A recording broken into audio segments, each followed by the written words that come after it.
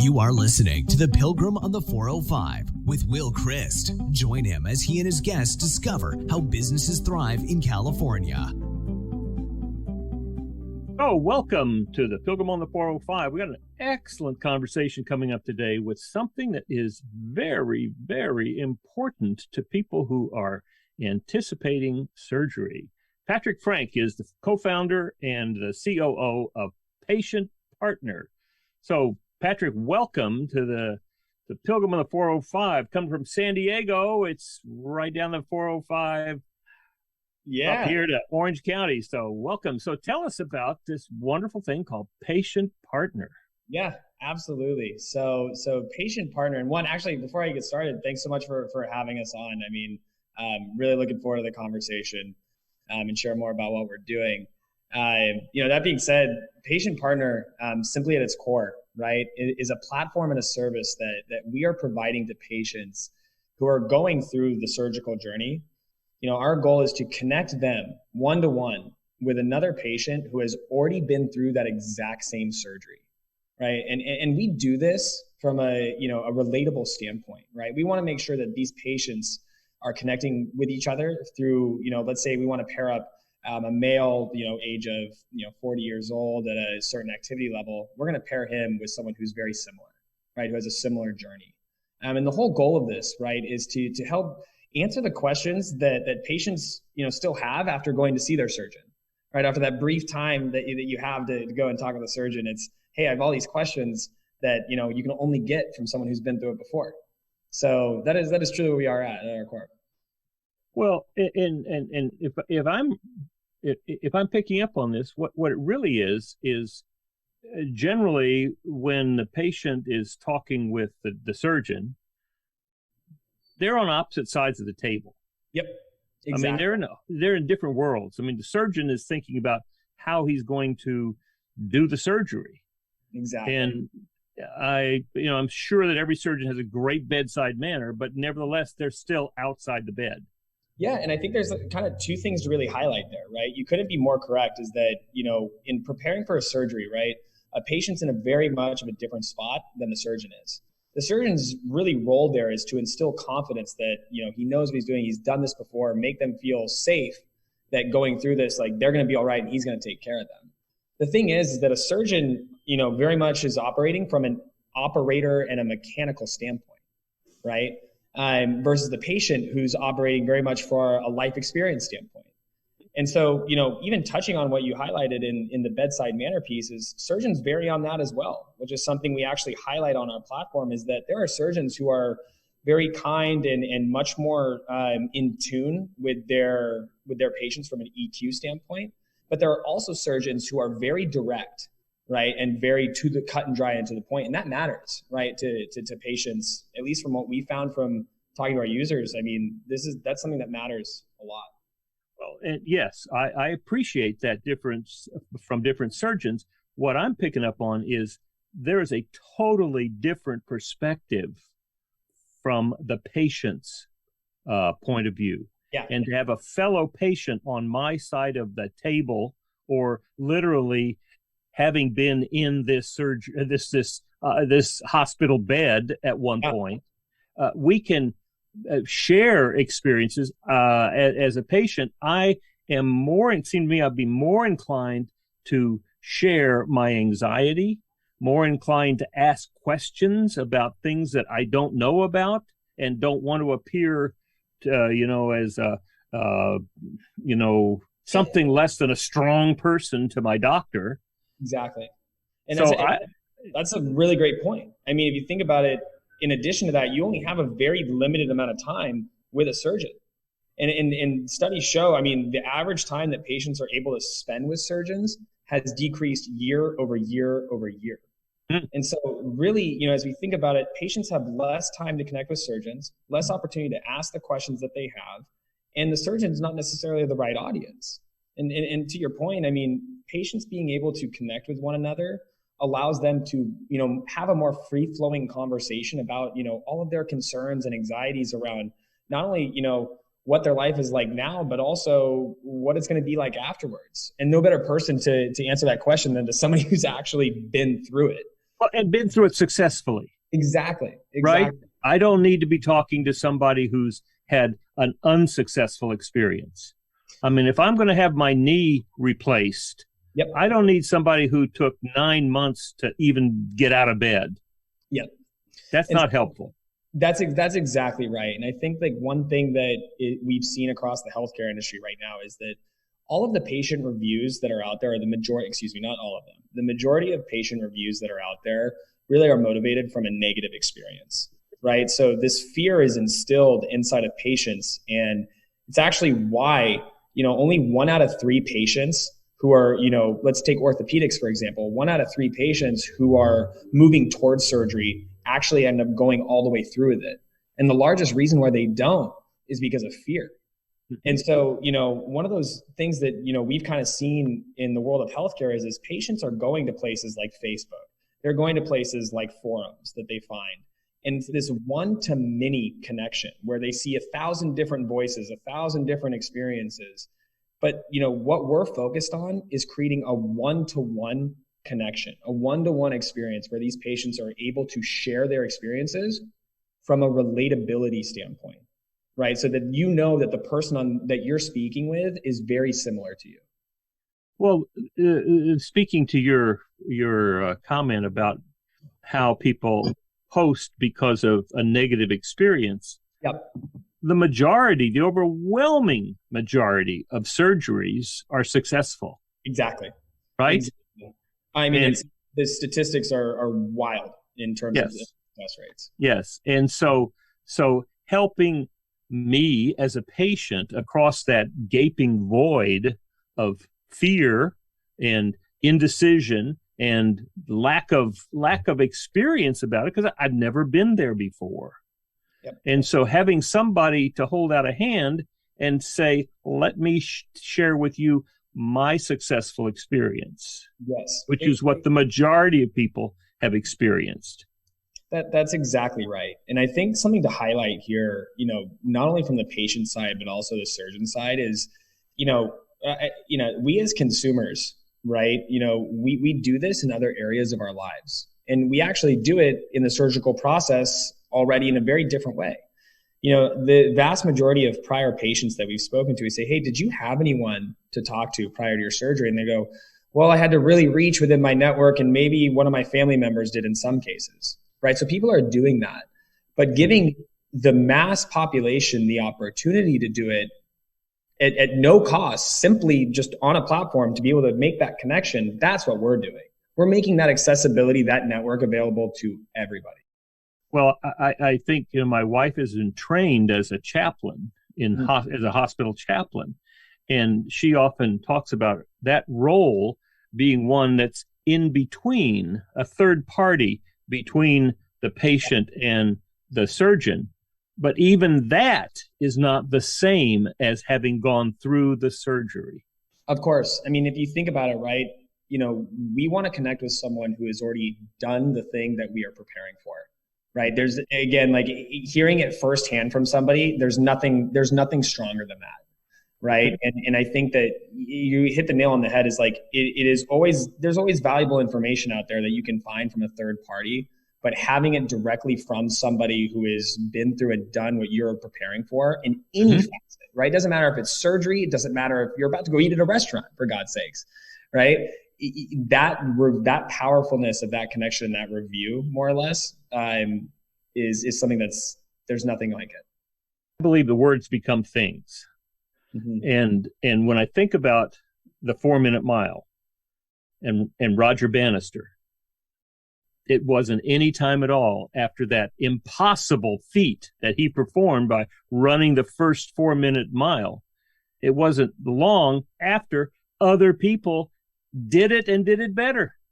And so what I'm hearing is you are using the words of somebody who's had the experience to share with someone else, which can make a huge difference. Yeah. And I think it's kind of what you said. And like, I want to correlate that 4-minute mile piece to also what we're doing and the stage of our company, right? It's like, once you make that breakthrough of saying, hey, like, this is real, right? This exists, right? This is possible, right?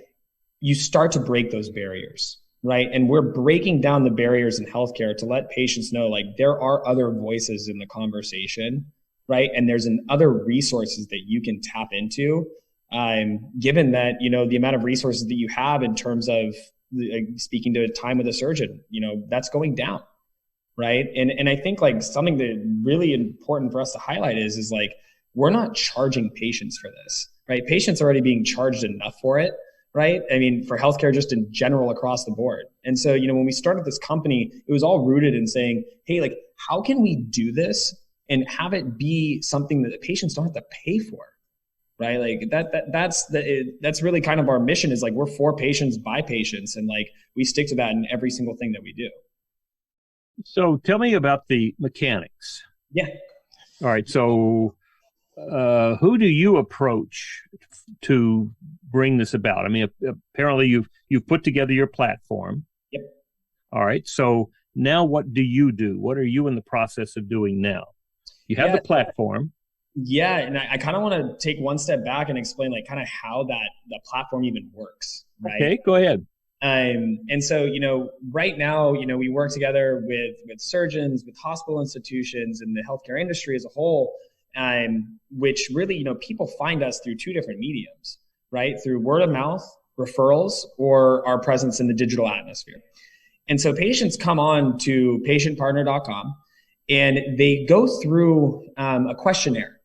And this questionnaire is actually powered by machine learning and AI that is operating in the background, that is really based off of a relatability matrix, right? So this relatability matrix is pairing this incoming patient with this past patient, one of our patient partners.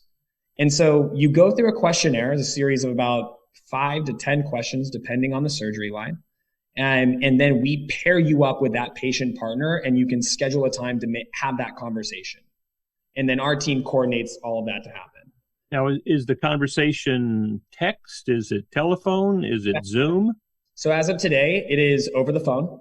And then the next iteration of it is to be able to have over a video call if they desire. We are working on integrating SMS and text messages. And so, like, we're really, we're going to be expanding into all those areas. But today the conversation is happening over the phone. And it can happen over email as well if people are uncomfortable jumping on the phone. Okay. Yep. So that conversation happens, and then the patient then we provide them with any other types of information that they're looking for, whether they're looking for more, whether it's insurance information that they want to have. We can kind of say, hey, there's a variety of different specialties that cover said surgery, right? And check with your insurance operator to see if they cover this. The second portion is like, what surgeons are in my area that are operating within the surgery that I'm getting, right? And so taking a look at that and saying, hey, here are the surgeons that are within your geographical area that have patient partners. And so that's kind of the patient journey, right? They have the conversation. We have the availability to direct them in the pathway of surgeons in their area. But really, we are an educational platform for patients. Who we work with on our end, because there's always a big question, and this is one of the biggest things as a business that we're going through, is saying, like, hey, like, how do we build trust? Because from a patient standpoint, they're saying, God, this is too good to be true. What are they trying to get out of me, right? What are they trying to take from me? And at the end of the day, this is a huge initiative across all of healthcare, is the patient experience. So we've received grants from industry. We work together with private practice surgeons as well as healthcare institutions to bring these patient partners, these advocacy groups, to patients, right? So our clients are those three main verticals, right? The healthcare institutions, healthcare industry, as well as private practice surgeons. But they're all invested into one thing, which is so great, which is the patient experience. And so it's one of those, like, kind of like, the part that's too good to be true is that we've really created this encompassing flywheel of a win-win-win, right? Surgeons win because they provide a better patient experience. Healthcare institutions and industry win because they provide a better patient experience, and they get a cultivated, customized, essentially, patient advocacy network for them. And then patients win because they have an additional resource that they've never had before, right? And they have a partner, quite literally, through their entire surgical journey and even afterwards. So we've talked about the patient experience, Yeah. and that sounds to me to be very robust, long-term, filled with personal experience and relationship. So let's talk about it from the institutional perspective. What does the hospital gain or the surgery center gain? Yeah, absolutely. Sorry for the noise. So the surgery, like let's take it the hospital, for instance, right? And the surgeon. So what they're gaining from this is a curated patient advocacy group, right? And so they're the ones who, of course, being all mind you, HIPAA compliant across the board, they're the ones who reach out to their prior network of patients and they say, hey, like, here's this program that I'm thinking about building into my institution or my practice, right? Is this something that you would be willing to do, right? Is this something you would be open towards? And this has actually been one of the greatest learnings we've had as a company, is that the altruism from prior patients is something that is unparalleled across any industry that I have ever seen.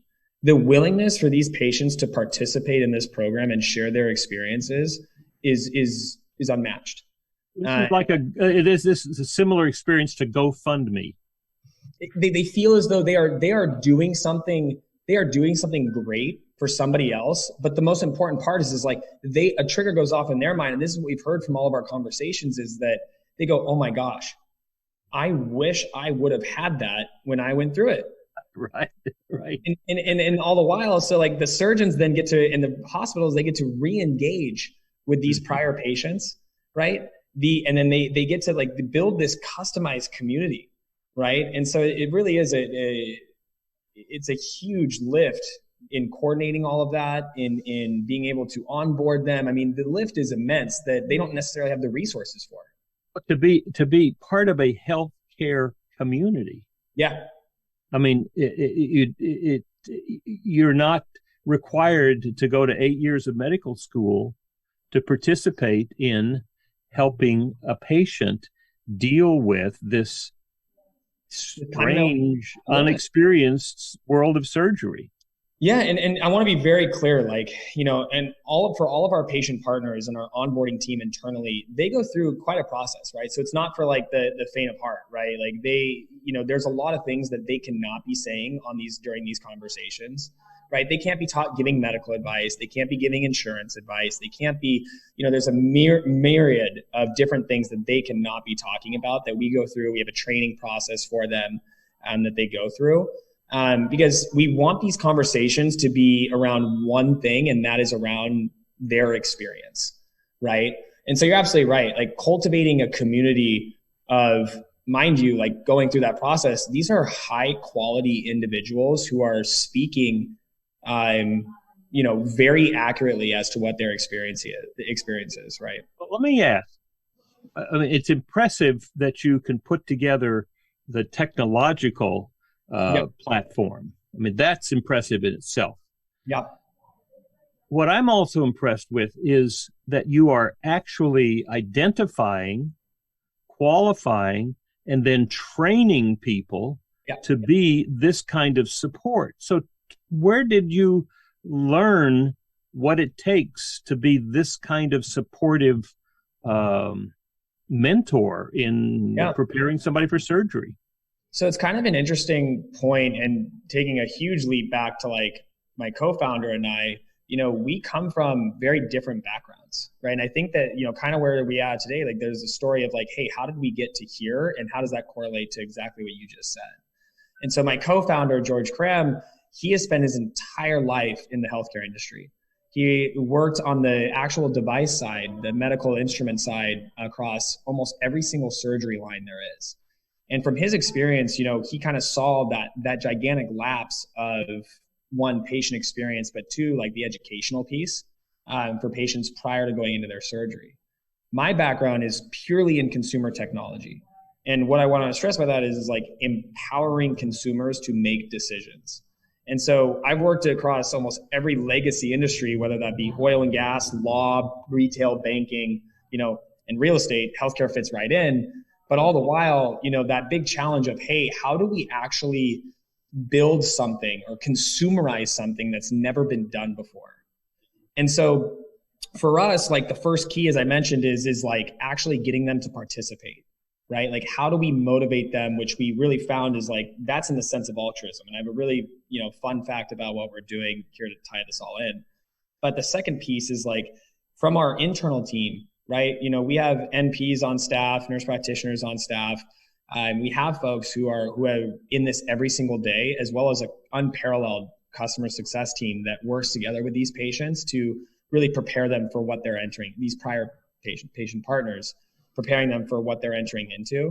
So like there is a lot of handholding. And this is exactly why that our clients, like the healthcare institutions and surgeons, they can't do this by themselves because it's an immense lift to get them to that point. And at the very end, the question it has to have is like, how do you keep these patient partners engaged in the program? Well, we actually donate to charity for every single patient connection that happens on our platform. We donate back to a charity of their choice. Oh. So that is like, we want to continue the entire theme of giving back, right? Like that is something that's like, they are giving back their time. They are volunteering to be a part of this. Like we owe it to them to do the same thing. Amazing. And so it's nurse practitioners who have been in patient care for years, who are training folks who have been through the surgery. And not all of our CS team are nurse practitioners. Like we have one on staff. But I think like, again, there's a combination of like what we kind of go through from an onboarding standpoint from the healthcare side, as well as like a actual like customer success side from like a normal software company, right? Or like whether it be a service company, right? So it's this kind of combination between operational customer success and healthcare experience and patient care that has come together to create like, hey, like this is how we get here, right? Like this is how we create these quality experiences on our platform. So where are you now with how would you describe where you are now? Startup, mid-level, nipping at success? Yeah, exactly. I think this is actually a super fun question, right? And so like I've worked with companies of all shapes and sizes. Some that have 10,000 employees, 1,000 employees, 100 employees, 10 and 1, right? Every single shape and size. And I think there's really 5 stages to a company, right? There's the proof of concept or the ideation, right, is the first one. You're coming up with the idea. You're trying to flesh it out. There's the proof of concept, right? There's then product market fit, scalability, and then, everything else that happens after that, right? All that kind of like long tail growth cycle. Where we are in all of that is the scalability side. So right now we have found something that works. We have found something that the industry needs, that patients want, and we've kind of now found this little secret sauce, if you will, rooted in our algorithms, the actual platform, and all of the partners on our site. And so where we are now is we are scaling this platform across not only surgery lines, but also across the US. So very clear, like right now, we started out in orthopedics. So this covers all of your knee replacements, hip replacements, sports medicine, ACL, MCL, and shoulder. We actually expanded rapidly into bariatric surgery. So if people don't know what that is weight loss surgery, which has been unbelievable for us in terms of patient engagement. You want to talk about an emotional surgery? That is probably one of the largest ones. And then, where we've landed in terms of our geographical exposure, we're all across Southern California. And we are recently expanded out into Dallas, Fort Worth, Phoenix, Scottsdale, and Las Vegas. So we're right now just in that kind of growth, land and expand phase. So think with me, imagine 3 years from now. Yeah. 3 years from now, you and I are back on the Pilgrim on the 405, and you have achieved all the things that you imagined that you wanted to be 3 years from now. And we're looking back. What would have changed? What will have changed along the way to get to that place where you imagine you're going to be? Yeah. And so I'm going to speak from a very high level here, as I'm sure our product team would have a lot of thoughts on this. Looking at like what our goal is, right? Like our goal very simply is that everywhere that there is a surgery, there is a patient partner. Like that is our vision. And so where are we, 3 years from now, right? What changes is that the platform becomes more robust, right? In terms of the actual technology integrations where these interactions, these patient partner meetings are happening on our platform. And we've rolled out across every single type of communication you can have. That's the text, the video calls, the phone calls, email, all of it. And we're across all surgery lines, right? And obviously across the US. And so I think like for us, it's scalability from a technological standpoint, right? What can we do to make a better patient experience on our platform? And then the second is like opening up that to the rest of the surgical world, right? And so I think that it's an immense undertaking, right? But I think that, our team, we all operate this way. It's like we owe it to the opportunity of what this is, because I think this is something where, we can make a dramatic impact in the world of healthcare. And not only that, I mean, just the world, right? So what are some of the challenges that you see over this next 3 years? What, looking back now, you're successful, you're looking back, what are the challenges that you overcame? Yeah, so I think like in every single step of that journey that like I was describing of like the stages of a company, right? There's different challenges. And so for us is like, it's always been kind of like, hey, how do we scale this out with massive adoption, right? And like, I think the largest hurdle for us today, as we look at it, is letting patients know that this is an option, right? And a trusted option at that. Because here's the thing, is that when there is a completely different idea around how something should work, right? You have to get past that one barrier to let people know like, hey, like this is now available to me, to normalize it in their life. Just as though like, if I were to say 10 years ago, right? Like you didn't have to go through a real estate agent to go buy a house. Today, Zillow is one of the most trafficked websites in the entire world. Or you didn't have to ask your friend what the best restaurant in town was. You can now go to Yelp, right? Or you don't have to go down to the car dealership to buy a car. You just call Vroom, huh? Exactly. That's exactly. My friend just did that. He just got a car from them. But you're exactly right. And so like the question has to be asked, why across other industries has this been normalized? Right. And now we're at that cusp where we're saying we are now here to normalize that in healthcare. That is the largest challenge, is building the awareness, building the trust, and letting patients know that this is an option for them. And that's why it's so beautiful that we're partnering with hospitals, healthcare institutions, and surgeons, because it allows us to kind of build this network effect of trusted professionals and institutions to educate patients that this is real. Can someone preparing for surgery simply get on your site, get in the app, and then ask for a patient partner? Yep. So you can come onto our site. And again, right now we're only covering the bariatric side, as well as we're rolling out more of a robust orthopedics side of it as well. So that's in the coming weeks. So right now it really is only covering those surgery lines. But my hospital does not have to participate in it for me to. Yeah, so patients can come on and in any geographical area that I was describing earlier, and right. We can pair them up with a patient partner in their area. Right, but it doesn't have to. I don't have to. Nope. My hospital or surgical center does. Yeah. So, and again, like for us, like we're very hyper focused in those geographical areas and those surgery lines, and we're learning every day. Right? Like we're constantly learning from the patient, our patient partners, the patients who are coming onto our site and having these conversations, and as well as the institutions and surgeons that are partnering with us as well. Mm-hmm. And so like the goal is to be able to, again, like we're in this scalability phase to say like, gosh, like, we're venture backed as a company. And we're going in and making sure that we have the resources internally to be able to grow and scale this out, to then turn around and say, hey, you know what? Like, well, we can do this in any area for any patient with any surgery line, right? Like that's our goal. Wow. Well, that's amazing. So how many pre-surgery patients have you serviced, would not be the word, supported? Yeah. Since you started? Yeah. So we've kind of gone through like a couple iterations of the platform. So it's always so funny. I look back and be like, gosh, like how many people were we interacting with like a year and a half ago, right?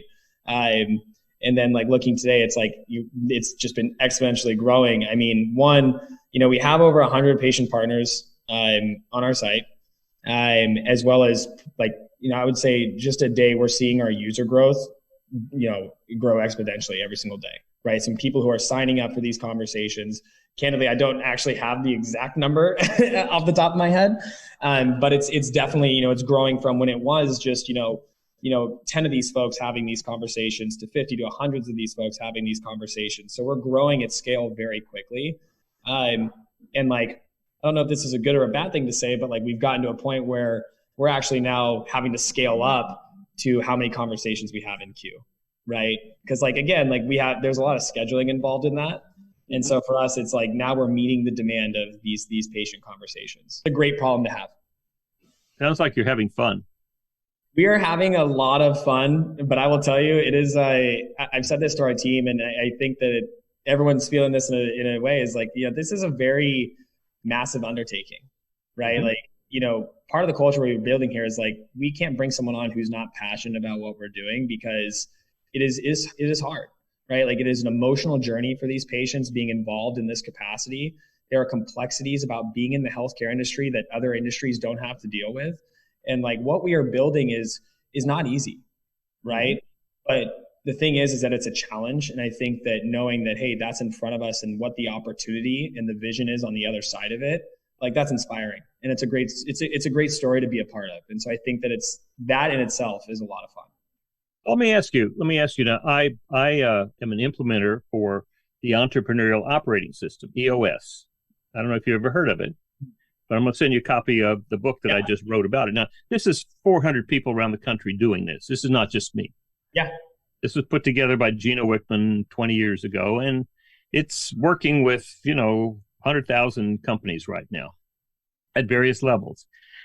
But what we call the EOS life, I want to share you 5 things that we are aim at with the companies that we work with, and let's see where you are. Yeah. All right. Number 1, we want the leaders to only do the things that they love to do. Yep. Right? Yep. Absolutely. It means they have people around that they trust, that are capable, who they can delegate to, and they know what'll happen. Yep. Keep going. So, I'm sorry. So they only work with people. They only do the things that they love doing. Number 2, they only work with people they love working with. Mm-hmm. Absolutely.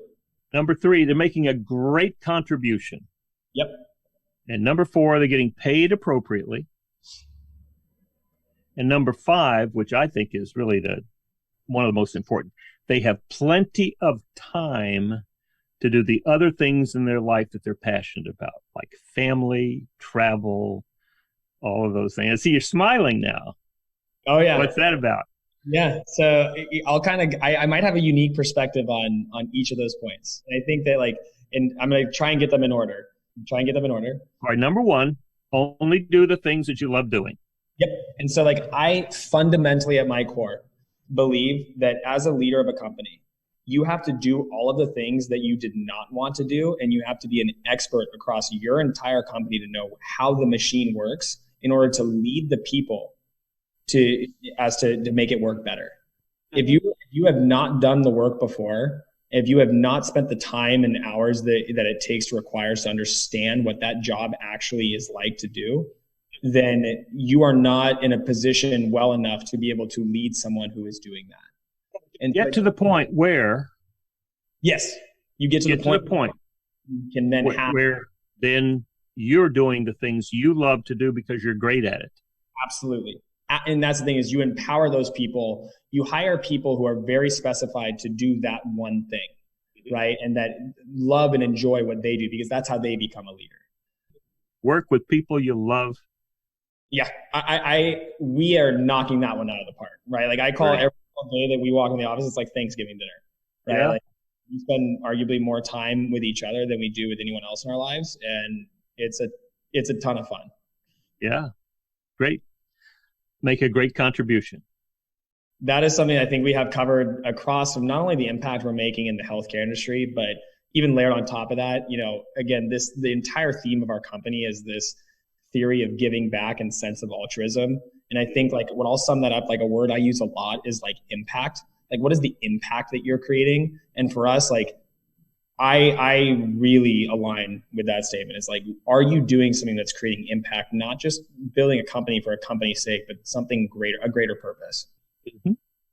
The next one is being compensated appropriately.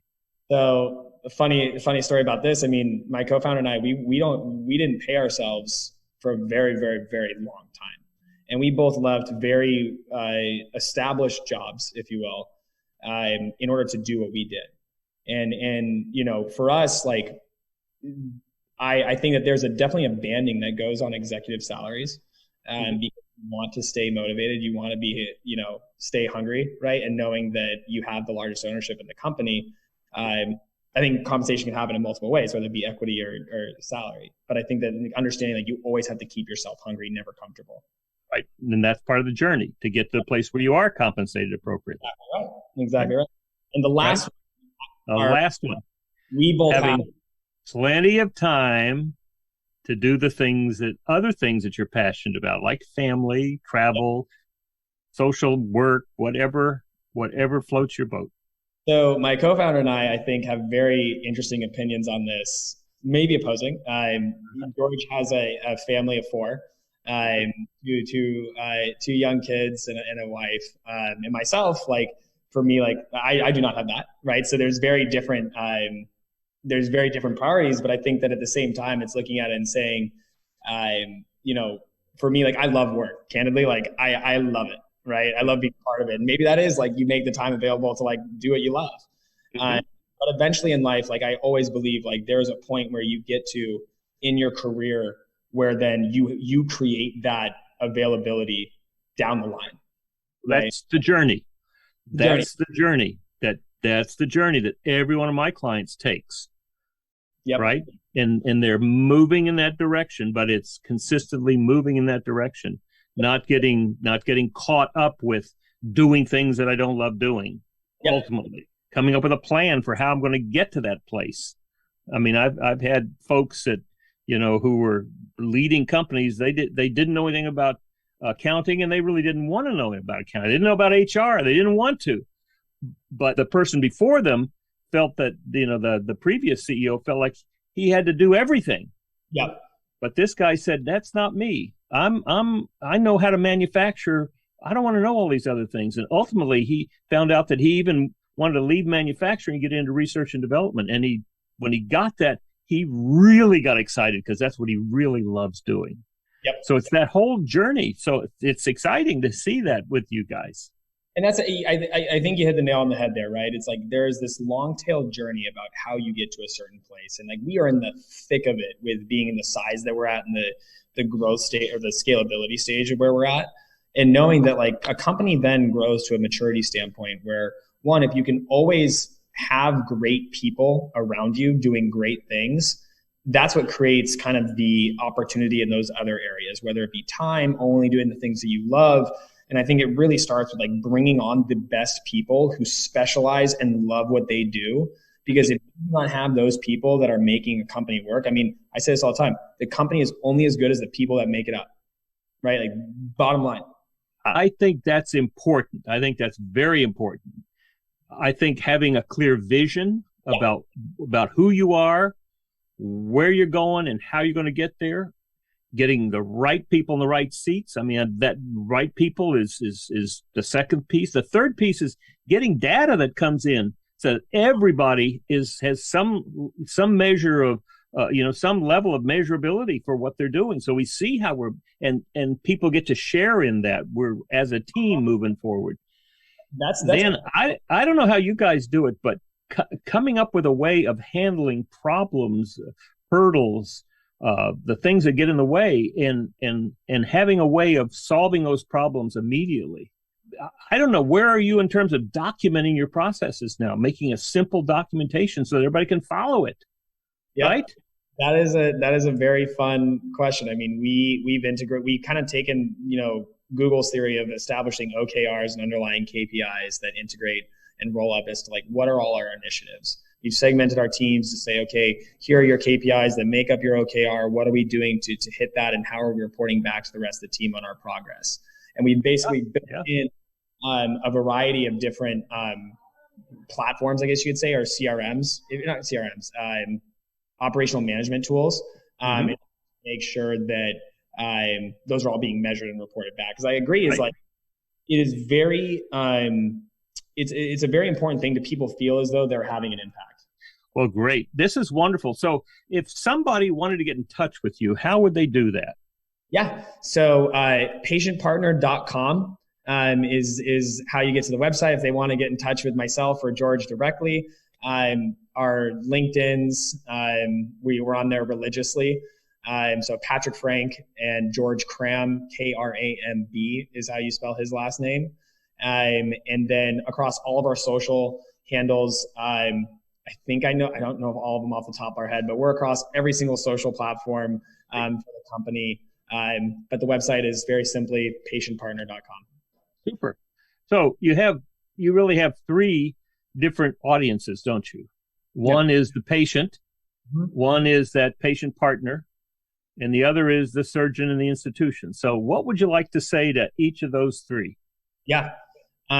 So first I'll take the surgeons and institutions, is that, something that we've seen our current partners, from the industry experience, is that they are experiencing something that they've never had before, and really finding that the largest unmet resource that they've ever had is their past patients.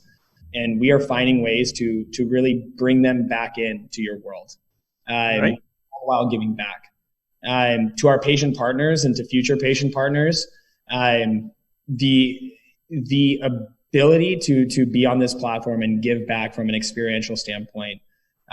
What we've heard is that, again, it's something like they've never had before, and the opportunity to do that for others is truly a sense of altruism that we've never experienced before. And we thank every single person who has ever had interest or currently being a part of this program. And knowing that we want to do the same and donating back to a charity of your choice. And most importantly, to the patients, very simple. Like, this is an option, right? Like, this is real, right? Like, this is something where, yes, it has never existed before in the world of healthcare, but knowing that we want to give you something that you've never had before. And that's a conversation about what this is actually like to go through the surgery that you're going through. And we have people waiting to help you. That's wonderful. Patrick, I applaud you. This is the first conversation and not the last. I look forward to seeing your progress all along the way. So glad to be with you. Yes, it has been an absolute pleasure. Well, thank you again so much. So this is one more evidence of how businesses, even in the midst of all this distraction from COVID and any other distraction that gets in your way, even all these businesses in California are learning how to thrive.